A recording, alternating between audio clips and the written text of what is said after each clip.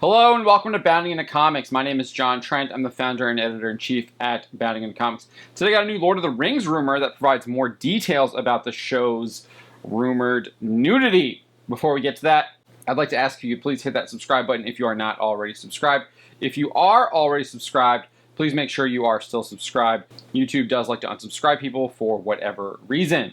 Then hopefully by the end of this video, I'll have earned your like, and that you will give us a like, and that you'll share this video with your friends and family, and that you'll also hit that bell for notifications so you don't miss any of our future Bounding into Comics videos. With that out of the way, let's get to the story. As I said, a new Lord of the Rings rumor claims to provide more details about the Amazon show's rumored nudity. So to set the stage, back in October, rumors from both the OneRing.net and Night Edge Media claimed the show would feature nude scenes. The rumors were based on a number of casting calls, as well as the hiring of an intimacy coordinator. The One Ring specifically pointed to a casting call on BGT that read, "BGT are currently on the search for talent who are comfortable with partial or full nudity.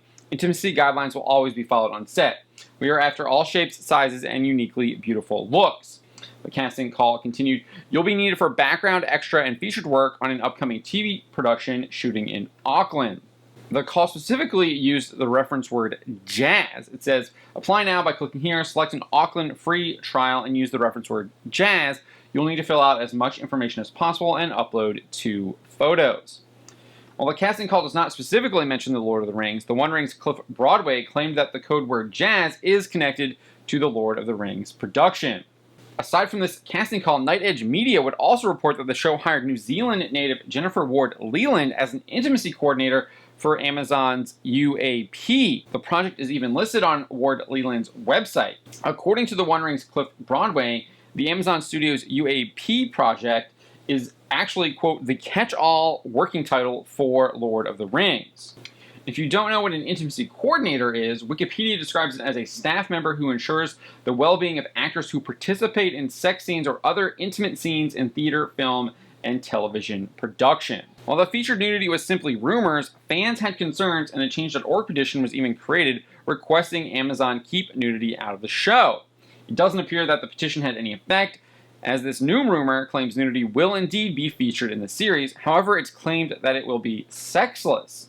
This new rumor comes from the OneRing.net and Cliff Broadway, and he explains, quote, "Nudity is sparse and not sexualized, contrary to earlier concerns, but rather this artistic choice represents a very dark thematic material, suggestive of concentration camp type visuals of victims, a harrowing portrayal of the corruption of the elves by dark powers to ultimately become orcs."